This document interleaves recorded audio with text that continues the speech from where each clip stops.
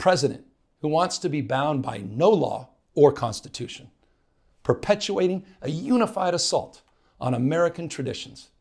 This is a president who in just over 140 days has fired government watchdogs that could hold him accountable for corruption and fraud. He's declared a war on culture, on history, on science, on knowledge itself.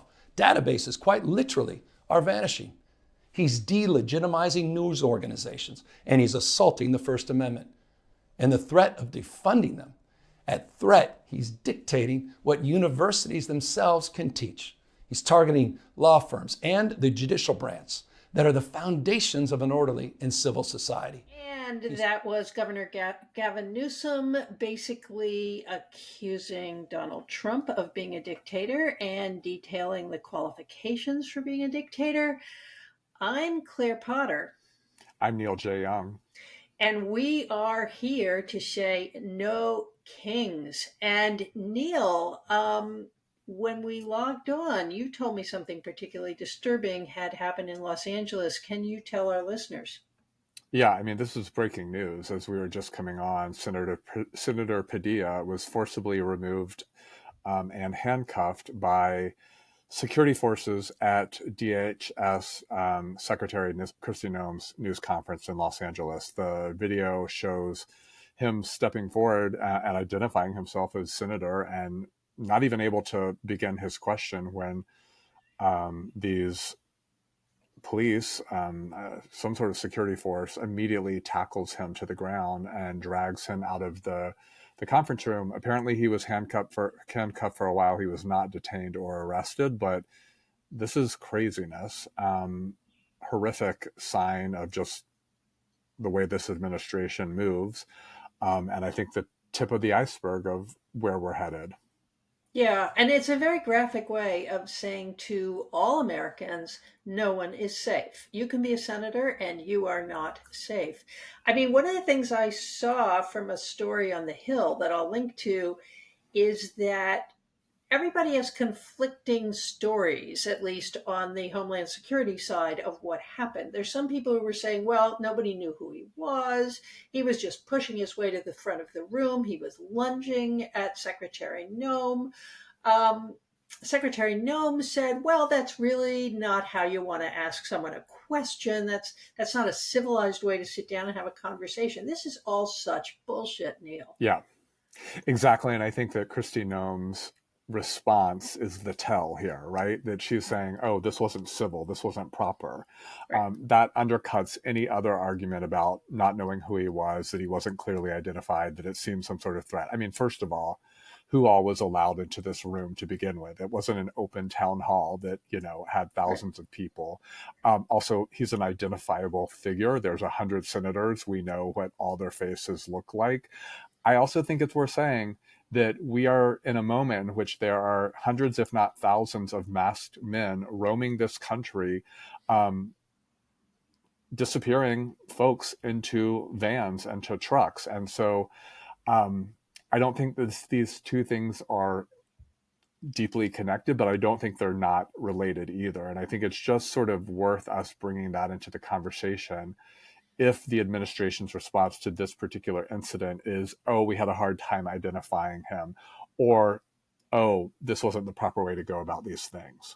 Well, and in fact, if they had a hard time identifying him, all they had to do was say, who are you? And he would have said, I'm Alex Padilla. I am the senator from California. He's literally saying that as he steps forward. That's how he begins his question. Now, if they're going to argue that they didn't hear it or whatever, but he did do that as he started to speak. Right. Just vile. We're going to be coming back to this because I actually think one of the things this shows, aside from the level to which the Trump administration is willing to brutalize anybody that it perceives as being in its way, but that there's also involuntarily, they have created a stage for what they are doing that Democrats have an opportunity to be on. And we're going to talk about that a little later because some Democratic governors appeared in Congress today, were subpoenaed to come to Congress today to defend sanctuary state policies.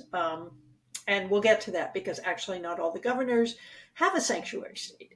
And what it means to be a sanctuary state actually differs from place to place. So we'll get back to that. But it seems like almost everything is feeding into an increasingly volatile confrontation between the Trump administration and the rest of the United States. So let's get to the rest of the news roundup so that we can circle back around to our theme today. David Hogue, the 25-year-old anti-gun activist, listeners may remember he was a survivor of the Parkland shooting. He's a social media influencer, and he was vice chair of the Democratic Party, or one of the vice chairs. He's making good on his promise to shake things up in the party. Hogue's Leaders We Deserve PAC puts money behind primary challengers to older Democratic office holders. This has put him in conflict with the leadership. DNC Chair Ken Martin basically said he wasn't sure it was really worth being chair of the DNC if he had to deal with people like David Hogue. So as of late Wednesday, Hogue is out. They took a vote. He's no longer vice chair. It's probably good for David Hogue, maybe not so good for the Democratic Party. Now, I just want to throw in this juxtaposing information, Neil. We also learned on Wednesday that 89-year-old Eleanor Holmes Norton is a civil rights warrior, and the representative from the District of Columbia plans to run again in 2026, despite her very visible decline. So let's look at the struggle in the Democratic Party. Neil, what is to be done? Well, I don't think the current plan, if there is a plan, or at least the current practice of just going along in the way it has been going along for a while, is working for Democrats. And it doesn't seem like that should be hard for anyone to figure out. Since 2020, the conversation in the party has been that there needs to be a bridge to new generational leadership. I mean, that's what Biden was saying in that first campaign, that he was the bridge to the future. A lot of us interpreted that that was a, not a promise, but at least a sort of nod to him only running for one term, which of course we know how that all played out.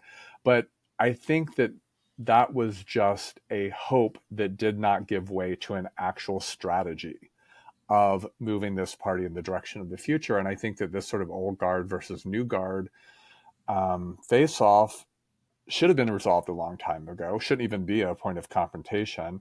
But it definitely doesn't seem like anything is headed in the right direction if Hogue is out and the old guard is still preserved here, whether it means, 9-time incumbents running for re-election when they are really, really old, or just the sort of new leadership not being brought in. I'm no Hogue fan, I wouldn't say, but I certainly don't like how he was dealt with when it does seem like he had some good ideas, or at least his finger on the pulse of some real challenges and opportunities for the party. Well, I agree with you. I'm not a Hogue fan either, but it does seem to me that they brought him in to sort of give a cosmetic impression that the Democratic Party was speaking to the young, but they actually weren't interested in speaking to the young. And, weirdly, Neil, it reminds me of my decades in academia in which everybody agreed that we needed more diversity, we needed more women, we needed younger faculty, but there wasn't a single older person who wanted to retire.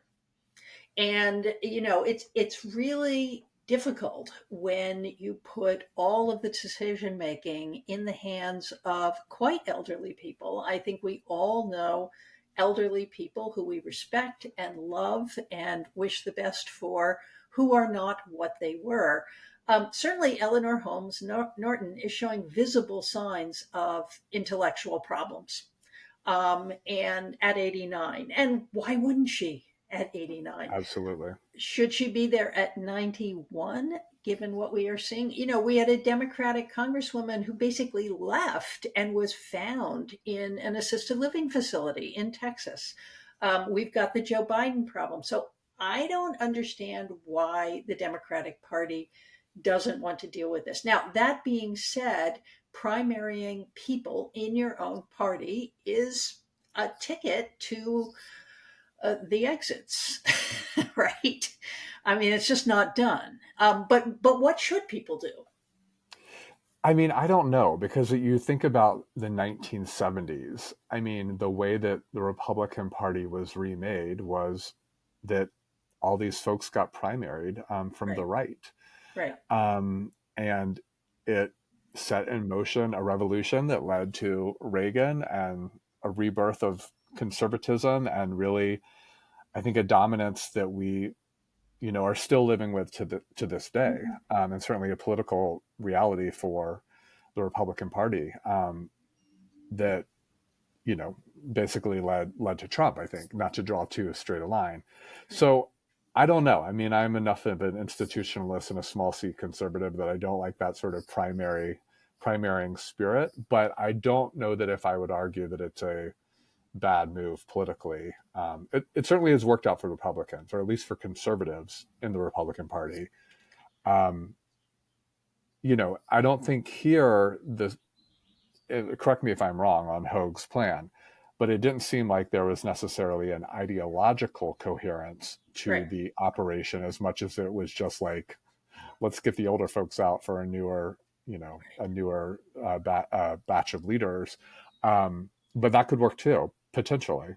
Right. And Hogue was actually kind of using age as a measure for progressivism. And he said, I don't want to go after the people who are actually in there doing their jobs, Hmm. which I think was kind of a signal that, oh, I'm not going to primary Bernie Sanders, although somebody should primary Bernie Sanders. I mean, he's a wonderful guy. He has injected a new kind of energy in the progressive wing, and he's just too old now. I mean, he is, one fall away from not being effective at all. So we're gonna follow this. It is my impression that Republicans are getting younger.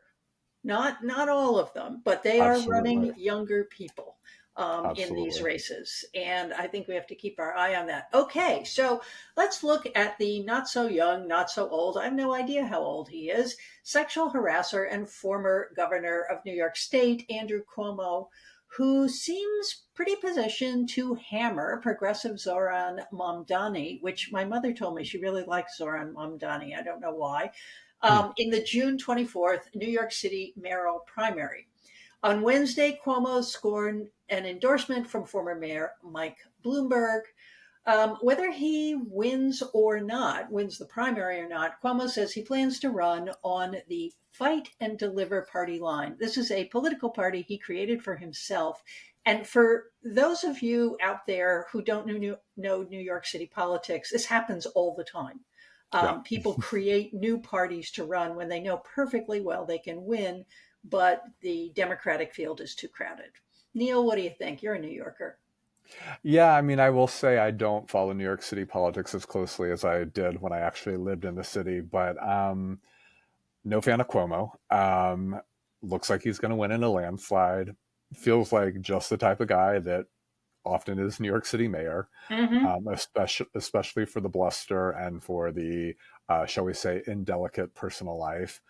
Um, yeah, I don't know what more is there to say. Eric Adams, Correct. why is he not running on the Democratic ticket? Because he can't win in a Democratic primary. And you may recall that he was a Republican before he Yes. ran for mayor, and then he switched to being a Democratic candidate. And the field wasn't actually that crowded. There was Catherine Garcia, who I liked a lot. There was Maya Wiley, who I loved and is a friend, Hmm. but she really didn't have um, the capacity to put together a coalition for herself. So it made sense for him to run as a Democrat. And then the guy who ran the Guardian Angels, I can't remember his name. He was the Republican candidate. I mean, it was a total clown car on the Yeah. Republican side. So, um, so I think Cuomo has two advantages. One is a fair number of people see him as the person who could stand up to Donald Trump. He's Yes. just as mean and he's a lot smarter. I think the other thing, and this is a tricky thing about New York City, and I want to say this in the right way, which is the black vote is very, very decisive in New York, and it is pretty conservative. Hmm. Not right-wing conservative, but like solid center, cautious conservative. And that's why Eric Adams was elected. It wasn't because he was black, it was because he was the most conservative of all the Democratic candidates. And so I think Cuomo appeals to that sector. I think also Cuomo, from his time as governor, obviously has a range of people wrapped up, the real estate interests. If you've got real estate, you've got the mayoral primary. Um, so it's ugly. I deplore it. I think he's a horrible human being. Yeah, But I think he's going to be the next mayor of New York City. definitely. Yeah. Okay, so in other horrible news, on June 14th, this Saturday, which is No King's Day, in addition to being the 250th anniversary of the founding of the US Army, and in addition to being Donald Trump's birthday, Trump has assembled a $45 million military parade in Washington, D.C., to celebrate the Army, himself, I don't know. Activists on that day will celebrate No King's Day with nonviolent protests around the country. There's one in East Hampton, Neil. There is. You can find the nearest one on a link that I'll provide on the newsletter.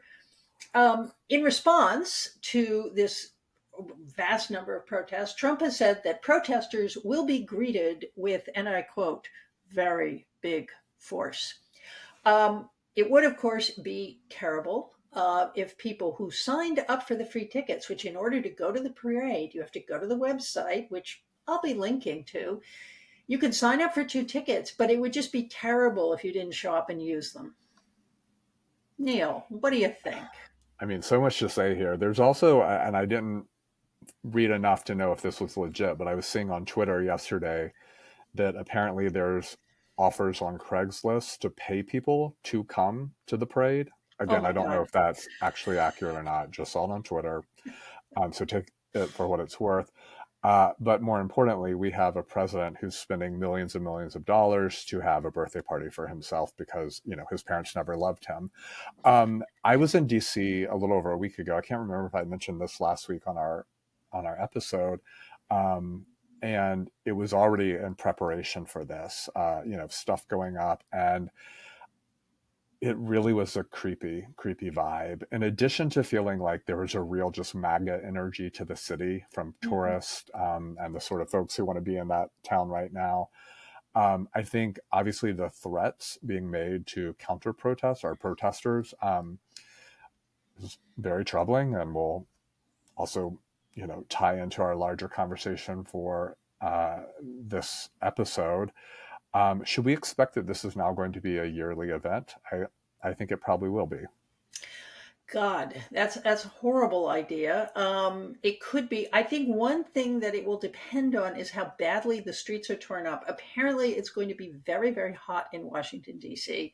this weekend. And tank treads don't do well with asphalt Yeah, anyway. Asphalt is not built to carry the weight and the grit of a tank. And then apparently somebody said on NPR this morning that when it gets really, really hot in southern cities, sometimes the asphalt just explodes anyway. So it is possible that something could happen, like, one of the tanks just sort of becoming disabled on the street or something like that. One can only hope. Um, I would also just say that, I keep imagining, like, well, maybe, they should take all those tanks and have a military parade in East Hampton. Like, what would that look like? Because that's, I sort of feel like, yes, this is a show of force to the rest of us that says, yes, we could send tanks to East Hampton. We could send tanks to Northampton, Massachusetts. We can send tanks anywhere we want.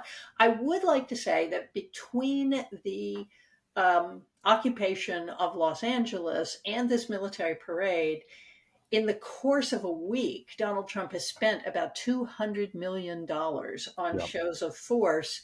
Um, when they canceled the National Endowment for the Humanities grants, that was $2.5 million right. for scholars and writers and artists and musicians who could have been doing work that represents America at its best. Instead, we're spending 10 times as much to put soldiers in the street. I think one other little detail that's worth mentioning is we're beginning to get some, leakers out of the military. Apparently, Trump's speech at Fort Bragg, they sent directions in advance as to which soldiers should be allowed to Oh, attend. wow. And soldiers were screened for their political views. And then my favorite one is they said there should be no fat soldiers. But we Okay. can't have a fat president. We can't have fat soldiers, but we can have a fat president. Well, here's my one remaining question about Okay. the whole event, which is, will Donald Trump stay awake through it? Because I think, Right. especially in the heat of the afternoon, real possibility that Yeah. he can't stay awake, or that Yeah. he can't handle the heat, right? Or that he gets bored. I mean, maybe Right. not that part, because he's going to perceive it all as about him, but Right. he's not going to look very cute in 90-degree weather with, No. rising humidity. No, I want to know if he made it through Les Miserables without falling asleep. I mean, that is one long musical, Neil.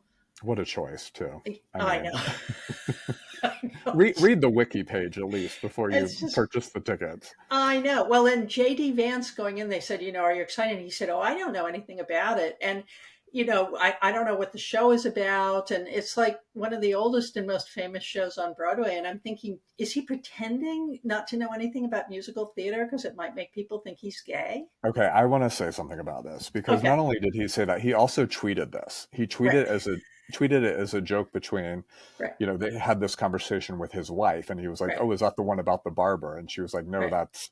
what was her response? That it's Sweeney It's like, Todd, right?" Yeah, Sweeney Todd, right. As if he knew what another musical plotline was, but he's so straight he doesn't actually know that much about musicals. I mean, the math doesn't math there.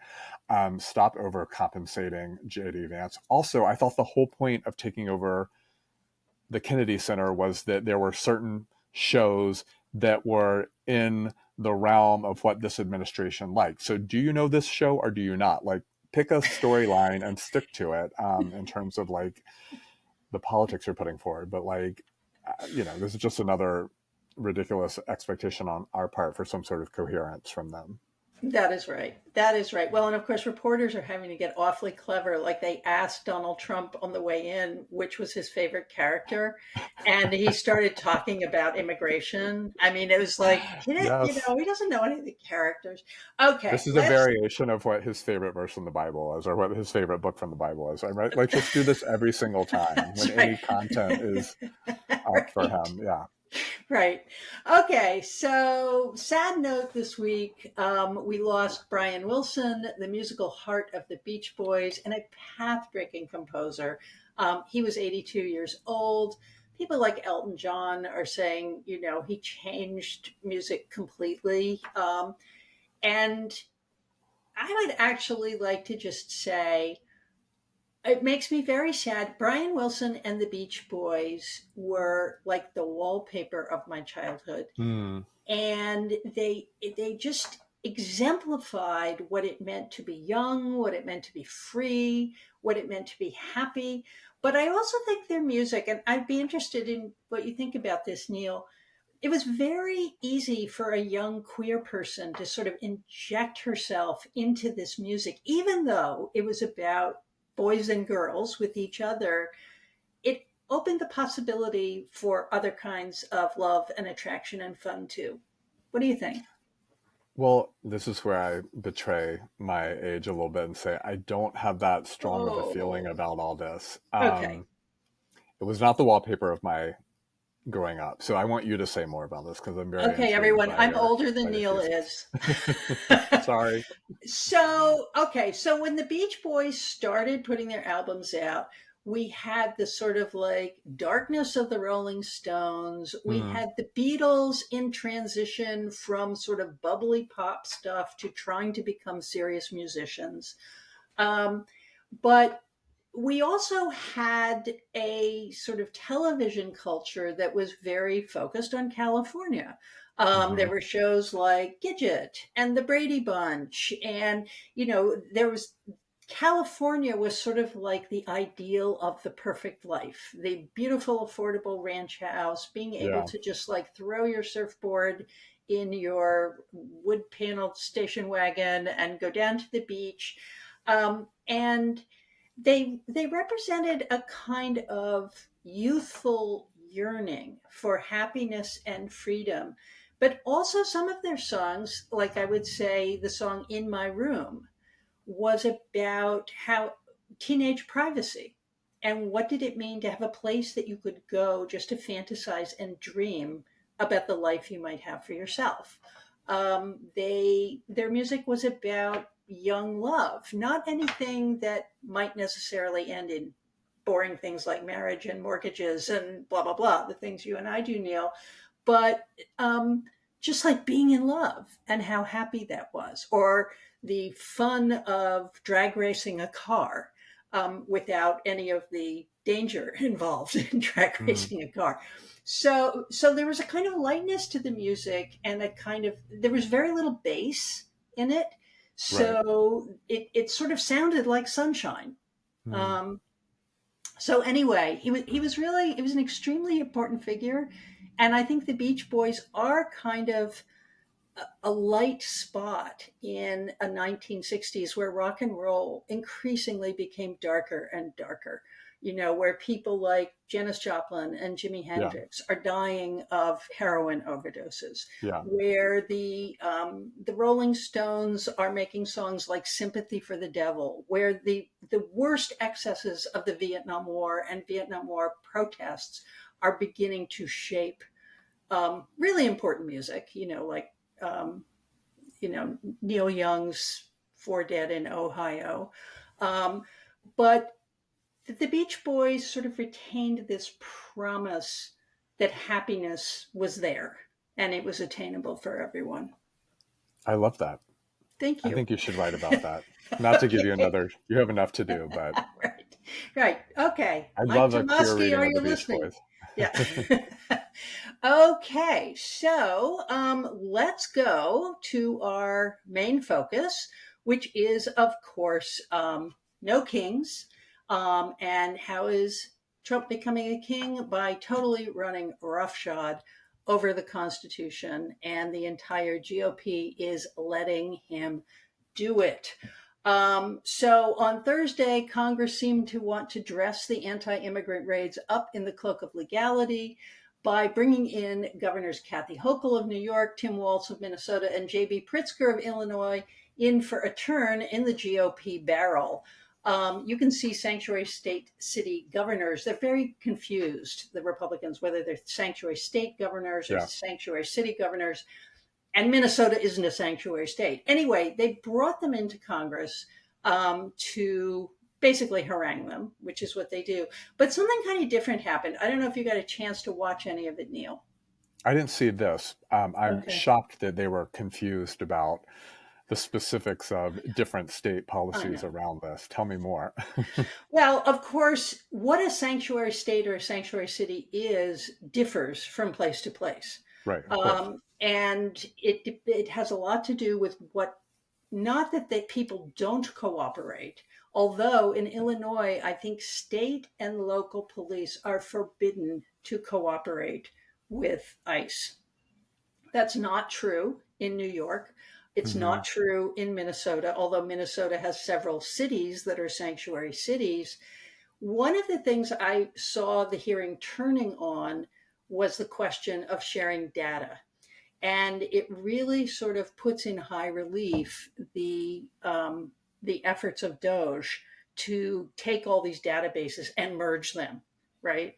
And this, I suspect, we will find out down the line that is Doge's activities that have made it possible for ICE agents to show up in so many different places, Yeah, knowing who was going to be there, yeah, particularly in court hearings and so on and so forth. yeah. Um, but what really happened, which will not be a shock to you, is these governors actually gave really good speeches. And I wondered at the beginning whether the GOP was going to regret having given them a national stage to critique the Trump administration, because that is what they did. And then, of course, the Congress people just yelled at them nonstop and lied and so on and so forth. But there was this period at the beginning where all the governors are saying, you know, we believe in the rule of law. We believe in the Constitution. You apparently do not.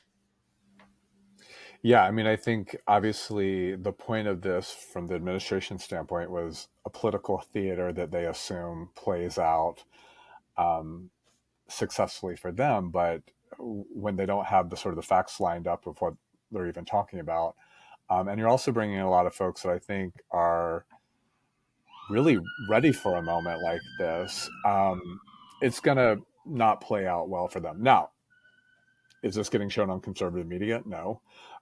Or the clips that are very different from the ones that we would watch and take heart in. But I think that this actually ties into a bigger theme of this episode, which is that over and over again, the Trump administration is setting up theaters upon which Democratic leaders, I think, are performing really well. Yeah. And what are the consequences of that or the effects of that? You know, I think that remains to be seen. But certainly, I think that these are moments in which Democrats um, are they're playing well. They're rising to the occasion and they're defending American values and constitutional principles. And I think there's a huge audience of Americans who are clamoring for this sort of leadership.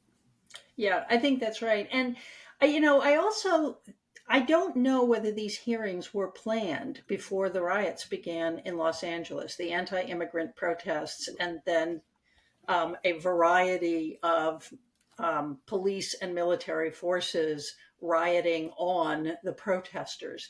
And really, Hmm. Los Angeles has dominated the news, as it Yeah. should be. Um, I just want to ask you, as someone who is a occasional Angeleno, um, I was kind of exhilarated by the protests. Was I wrong? No, not at all. I think I was too. Certainly, my LA friend group, who's been texting a lot about this over the past week, is as well.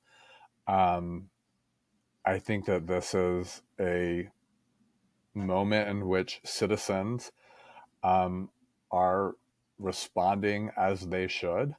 Um, if anything, I'm surprised this hasn't happened more often. Right. And I think we'll see what is to be made of this. I have a friend who's in Seattle right now, and for a work trip, and just texted that there's protests happening outside of his hotel. So I think this is also perhaps generating similar responses in other places, and not surprising that the Trump administration wants to focus on LA, and there's a whole sort of political opportunity there for them, um, which we're going to talk more about. But yes, long way of saying I was happy to see this. Yeah. I was too. And I think, you know, for our listeners, let's just sort of lay out a couple of things. One is the protests were extremely localized. They were Yes. not, in fact, happening all over Los Angeles. And apparently there had been a couple little confrontations before the event that triggered the sort of bigger protests, which was ICE agents um, trying to arrest a bunch of people who they presumed were undocumented, who were at a Home Depot, which is where undocumented people often go to Home Depot. And the New York Times had a story today about the sort of symbiotic relationship between these Hmm. big box hardware stores and undocumented people. That you can, if you're a small contractor, you can come to Home Depot, you can like get all the supplies you need to work for the day, and then you can pick up a couple guys and go off to your job site. So there is this kind of symbiotic relationship to a major corporation, shall we Yeah. say. Um, but apparently, one of the things that happened at Home Depot is that the protesters kettled ICE. And kettling, of course, is a way of surrounding people that they can't get out unless they fight you. And ICE then called LAPD and said, we need you to come and get us out of here. And LAPD was like, no, sorry, we don't do that. Now, LA also has this very weird system in which there is the LAPD, and then there is the LA County Sheriff's Department, which is a Right. bigger county-wide organization. So the Sheriff's Department became engaged when LAPD wouldn't. And there's been lots of backing and forthing. But that's what really triggered the big events. Um, Jonathan Van Last had a really interesting piece where he said he was talking about protests and how people are Hmm. worried about, will these protests be good for the Democrats or bad for the Democrats? Does it make us look like the party of crime and disorder? And he was like, well, actually, you don't know what's going to happen when you do a protest. Sometimes it's good and sometimes it's bad. Neil, how much should we be relying on protests at this point as we're moving forward to the midterms? Yeah, I mean, I like that. That was his sort of larger point about this. Is like we don't know where Hmm. this is headed, because history doesn't Right. give us a clear answer. I mean, sometimes protests really work, sometimes they don't. People wouldn't keep protesting, however, if they didn't know from history that they have often been effective over time, right? Um, Right. no one would go out and continue to do something that had never been transformative in the past. And in Right. fact, it's deeply, Right. ingrained in our sense of how things happen in this country. And Right. so, where is this headed? I don't know. I can't remember now what your question was, but if it was about, will the Democrats do well because of this? Yes, and probably no. We'll see. I Right. think Newsom is Right. certainly looking good in how he's leading, the response to this. I think Republican politicians and conservative media are taking snapshots of this and stitching together their own narrative. So we shall see. But I will say, just to get back to sort of the point you were making about Los Angeles, because this happens every time anything happens in Los Angeles. I start getting texts, Right. "Are you okay?" And I Right. always say, Los Angeles is a city of 500 square miles. Los Angeles County is Right. a county of 880 square miles. It is enormous, Right. enormous area. And I love these little maps that people are showing on social media now that show the vastness of Los Angeles and the tiny, tiny little red dot that shows you where the protests are happening, which of course is not the story that Stephen Miller et al. Are telling about a city that has been overtaken by insurrection, right? That's their language now. Right. It seemed fairly clear to me that there was a network. People were ready to go. People were ready to get into the streets. Clearly, the labor unions are highly engaged and they're very well organized. But I also started thinking about the Fugitive Slave Act of 1850. Now, bear with me here. But as the United States approached the Civil War and this breaking point over slavery, over the how you treat human beings, um, there were people who said, the federal government cannot come into an abolitionist state and take people back to slavery. We won't allow it. And so you have these very famous moments in places like Philadelphia and Boston where so called slave catchers come to arrest somebody. They're basically bounty hunters, but they have the weight of federal law behind them. And they come to take people and take them back to enslavement, where they will be punished and worked to death. And what happens is that citizens, ordinary citizens, answer the call and they surround these slave catchers and put them in fear of their life. And the slave catchers often have to retreat and go away. And so increasingly, slave catchers are reluctant to go to places like Boston and Philadelphia because they're afraid they're going to be killed. So I wonder, to what extent will continuous resistance to these arrests start to look really bad for the Trump administration?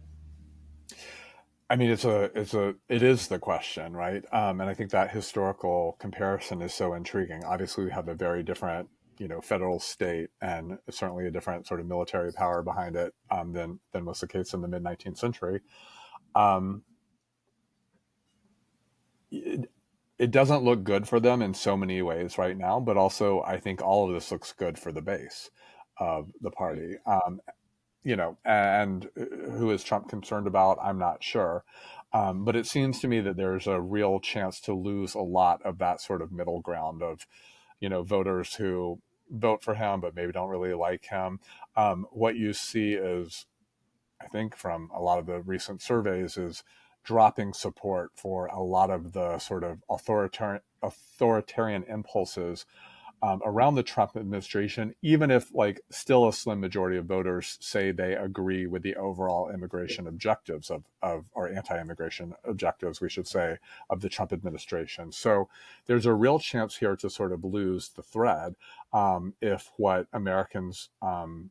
see is not sort of a clear enforcement of immigration law or sort of tightening of the border in ways that they imagine, but actually this overpowering of state violence on innocent citizens. I think that's where support will really drop for those sort of independent voters and suburban Republicans who don't like this sort of stuff. Right. Right. I agree with you, and I wonder whether we are also reaching the limits of reality TV politics. And by that I mean, a president who, of course, came to the office through reality TV, who crafted an image in reality TV that actually has very little to do with who he is. And then I'm also thinking about studies they did 5 or 6 years ago about these sort of junk reality shows that were all about policing. There was Dog the Bounty Hunter. There were a number of cop shows where you could tune in and see, people busting into drug houses and arresting people, and there's Yeah. high emotion and everybody's yelling and flashbangs and so on. And apparently, people loved these shows. And some of the studies suggested that actually those shows contributed to a kind of desensitization on the part of Americans about the reality of violent policing. That people were becoming to accept that kind of violence and not really clue into it as if it was real.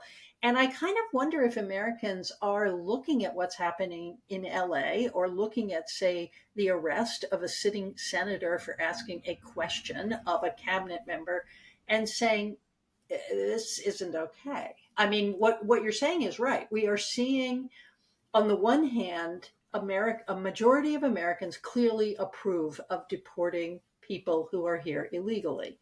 Yes. A majority of Americans in the 70s do not approve of what is happening now. Right. How do you Yeah. interpret that, Neil? Well, I think that so much of the support of Trump, or at least what we've seen since the inauguration, is a big group of his voters saying, "Oh, I didn't vote for this," and there's Right. 100 different iterations of that, right? Everyone has their own personal "I didn't vote for this" thing, but that's Right. accumulating, right? And I think that this is a specific Right. example where, you know, you ask, and this happens in polling all the time, right? Should we have tougher enforcement of immigration laws? Yes. Okay. Should we do this, this, and this? No. And the Trump administration is Hmm. doing this, this, and this. And so Right. um, when it's a politics of theory, right? When it's a politics of sort of the abstract, when you're, in a campaign and you have a candidate who's saying this and that you say, yes, that's what I want, is one thing. When you see an administration carrying out objectives through ways that I think most Americans say are anti-democratic, are un-American, are Hmm. not constitutional, that's a very different scenario, and that's when reality, to use a word, um, is in front of people, and they can make different determinations about it. I also think, like your point about the end of reality TV politics is really interesting, and I would suggest what's happening is the overthrow of reality show politics by social media politics. Hmm. And that what folks are watching now are these 60-second, 3-minute Right. viral videos on TikTok, on all the social media platforms Right. that give a much different perspective than what a sort of reality TV portrayal of American life and reality is. That's much more on the ground, that's much more curated and much more visceral too.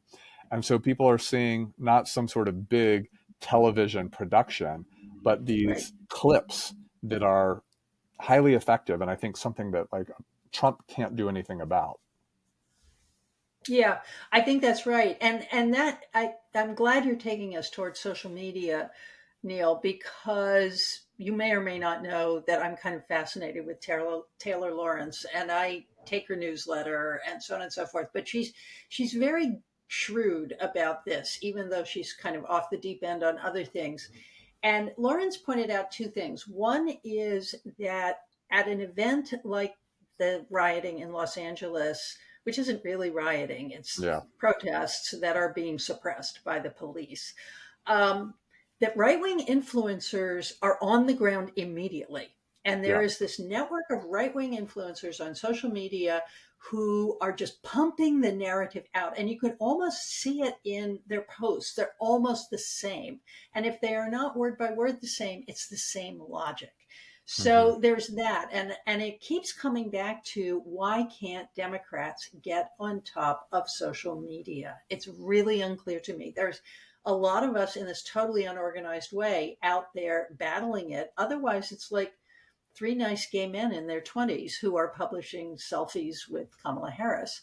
Um, but the other thing that Taylor Lawrence pointed out, which I thought was kind of fascinating, was she answered the question, why are people setting fire to Waymos, given the fact that Angelenos love Waymos? So why are they setting fire to Waymos, Neil? Do you know? Well, count me as one Angelino who hates them because they come to his Okay. neighborhood all the time, and I find them so creepy and dystopian. Um, I thought the answer to this was actually not that many are being set on fire. Is that not accurate? Not that many. A few of them, although they're easy to set on fire without actually hurting anybody because they Right. have no Nobody's drivers. inside them. Apparently, You just call them to yeah, your I house and then you know. set them on fire. I Apparently, mean, it's I easy to although set it cars on does fire. track I did right not back know to you, this. right? It does Right. track It right does. back to you. Like Yes. if you Right. requested the Waymo that is then incinerated, Right. probably Right. easy to figure out that you're the one that did the That you're the fire. one that did it. Yeah, that's like what Trump would do. But and then he would say he didn't do it. No, apparently some Angelenos are saying that because Waymos have these cameras that are constantly recording, they're constantly gathering Yes. data around them to improve the driving system, that they are an object of surveillance and that they shouldn't be on the streets.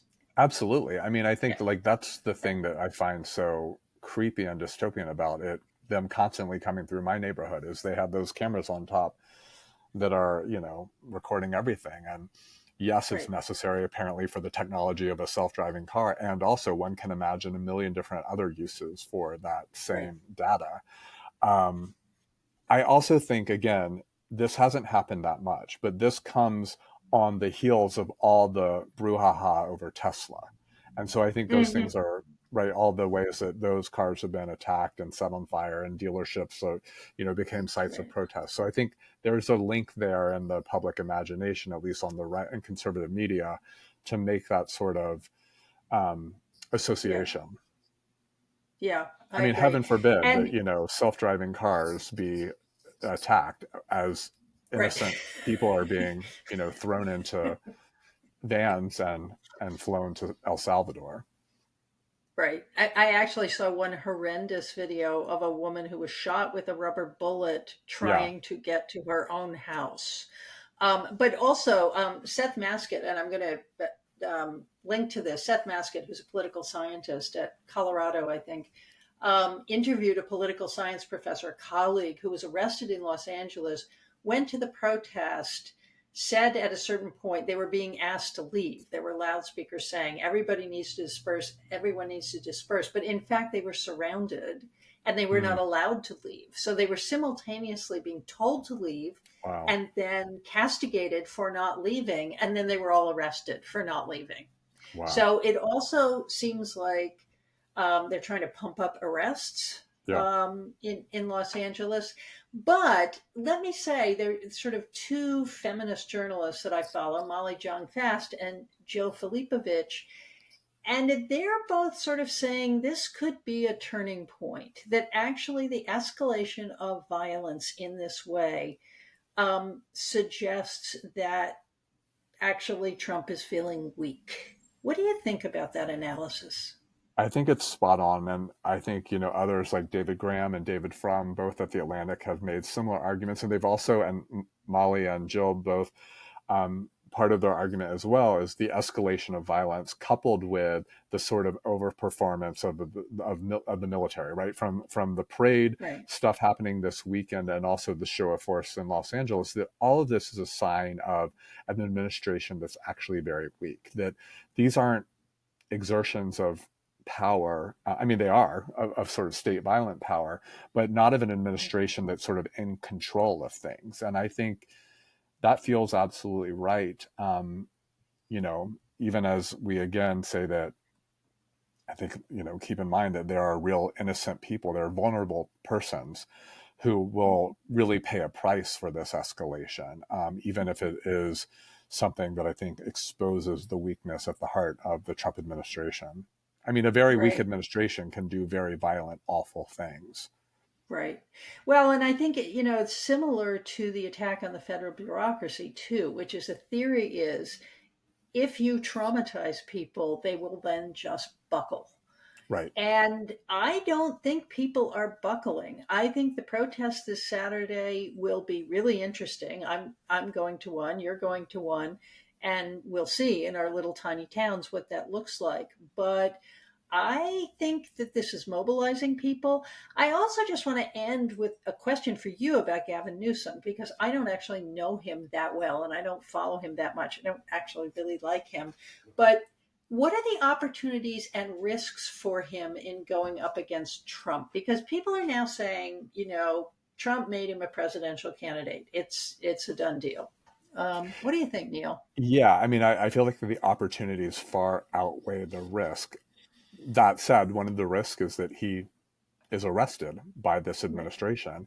Right. And I think even as his odds of becoming a presidential frontrunner for the Democrats have increased steadily over the last couple of days, so too have the odds that this administration, who has just detained a senator from California, might also seek to arrest a governor. I mean, I think that is moving up into the realm of possibility each day. So that's a huge risk, but it feels like the political opportunities here are enormous. He did really well in that public speech that has been regarded by, I think, everyone, or at least, sensible people, as a good, strong response to Trump administration. He's getting a ton of, obviously news coverage and publicity. Again, almost all of that seems really favorable.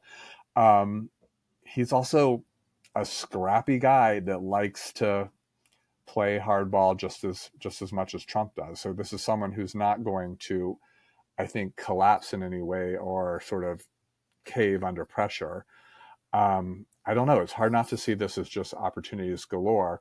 And hopefully that these are opportunities not just for him and his political future, but also for the cause of freedom and the rule of law in the state of California. Yeah, agreed, 100%. I would also say, Gavin Newsom has been put on the stage by subpoenaing Pritzker and Walz and Hochul. The Republicans have put at least two 2028 hopefuls on the stage to make their case to the American people. I wonder if they actually know that they're doing this. But the other thing that I think is happening, and just tell me what you think about this before we turn to our things we want to go viral. Kamala Harris is being completely marginalized. There is no role for her in this drama, and I don't see how she gets back in the mix after this.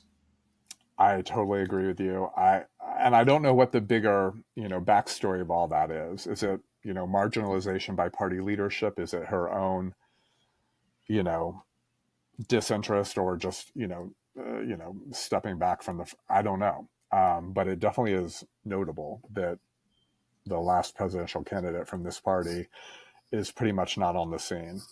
Right. I mean, she seems to be sort of taking the Richard Nixon route back to the White House. There's a lot of talk about her running for governor. Yeah. Newsom actually cannot run again. So there will be a big, wide open race. She's obviously got the visibility and the money and the people to be able to take a good shot at that. Um, but she for 100 days she captivated us. For 100 days, she was the leader of the party. And I think she did a really good job. But of course, she can't get back on the stage now because she doesn't have any elected office. There is no position from which, and I think the same thing happened to Hillary Clinton Yeah. in the first Trump administration. When you lose an election and you have no office to go back to, you have no pulpit to speak from.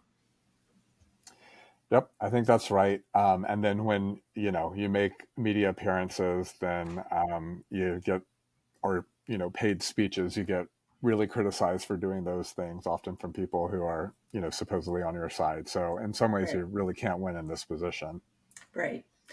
Okay, so this is really exciting. We will be keeping up with this in the coming weeks, but let's turn to what we want to go viral this week. Neil, what do you want to go viral? All right. What I want to go viral this week is a book that I just finished. It's by Sierra Crane Murdoch.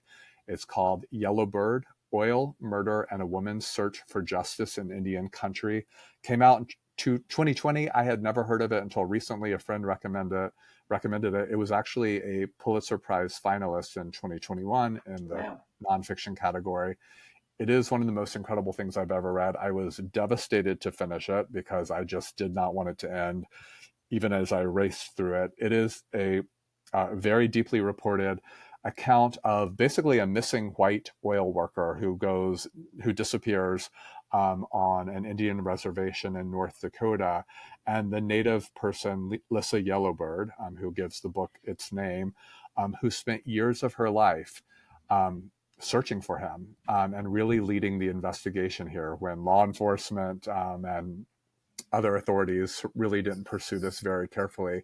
And of course, it's also a much deeper history into this particular Indian reservation in North Dakota and the larger history of native reservations across the country, and also the oil boom that transformed North Dakota in this period, and particularly had a huge impact on these Indian reservations in this area. It is a incredibly reported, you know, fiercely detailed account of this just fascinating true crime story, this deep history of so many important things in this area, in this region, and among these peoples, and a beautiful portrayal of this protagonist, and just absolutely exquisite prose that just makes you reread, one sentence after another, because it's just the most beautiful writing you've ever encountered. So I cannot recommend it enough. I honestly think I'm going to reread it again soon because it just Mm. was so incredible and moving and just something I'll never forget. So check it out, Yellowbird by Sierra Crane Murdoch. Oh my God, Neil, we should have a book club We too. We should. really should. I mean, that I sounds think we kind of wonderful. do. I think we kind of do. And you made me think of another book I want to read. I'm definitely going to order that. But another book I want to read is Caroline Fraser has a new book out about all of the serial killers in the Northwest or Murderland. Murderland. I literally drove Oh, to my local bookstore yesterday because oh, it came out yesterday, and I drove to my local bookstore yesterday to buy it, yes, and it wasn't yet in. yes. So And I am I'm dying for this.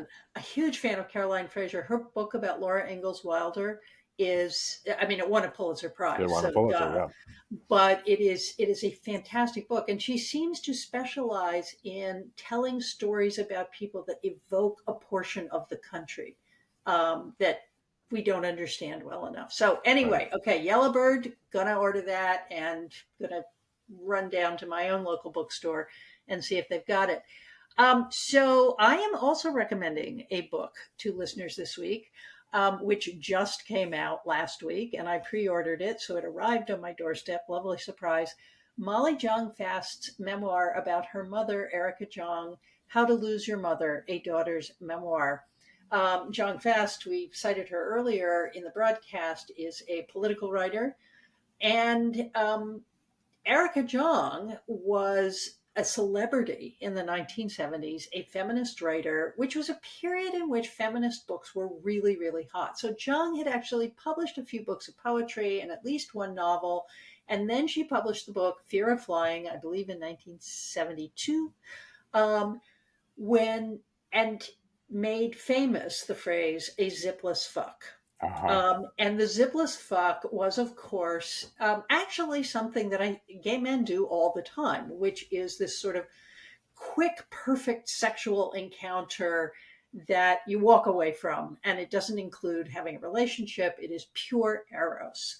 And I remember when I was in high school and college, we all used to walk around saying zipless fuck as if we were incredibly sophisticated people.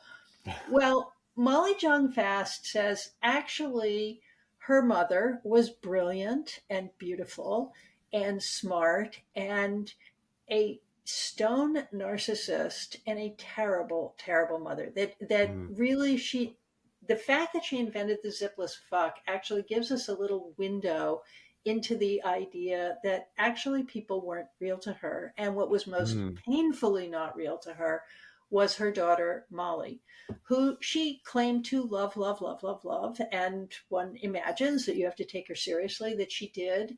Molly adored her mother, but could never have her. Her mother was always somewhere else. Her mother was always forgetting to pick her up at school. And most importantly, her mother was always drunk.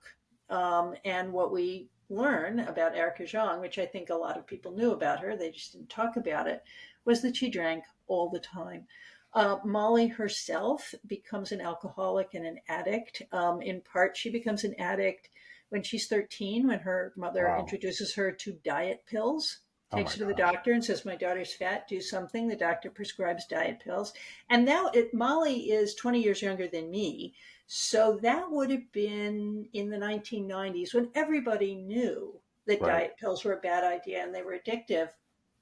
What's actually kind of astonishing about this book is two things. One is Molly's capacity to save herself. At the age of 19, after years of blackout drunks and so on, she goes to her mother and says, "I'm an alcoholic. I need to go to rehab." And her mother says, "No, you're not." And she Wow. says, "No, really, I am." And like the nanny convinces Erica to take Molly to Hazelden. But the other thing that's kind of amazing about it is, and I won't spoil this for readers, a number of things crash in on Molly as her mother, Erica, becomes demented. And Erica Jong, who's still alive, actually, sort of sinks into dementia, and Molly has to care for her mother in a way that her mother never cared for her. And it's a fascinating thing to think about. We all, most of us at least, hit a point in life where we have to devote increasing time to caring for our parents. And it's better or worse depending on the relationship you have going into it. And Molly's devotion to caring for her mother and her willingness to um, expose herself, expose the conflicts and the guilt and the shame and the exhaustion of doing that are really kind of impressive. And most of all, Molly is a really good example of somebody who is 25, 26 years sober and has, really her entire life has been informed by the need to be sober and to build a different family than the one her mother made for her. So, hot recommend. It's not very long. You can actually read it in an afternoon, but I really, really admire this woman and recommend the book. That's something. I mean, it's getting so much attention, that book, but I Yeah. hadn't heard a full sort of hadn't read a full review of it or anything. So your your account of it was really just so actually very moving, and just be a really impactful book to read.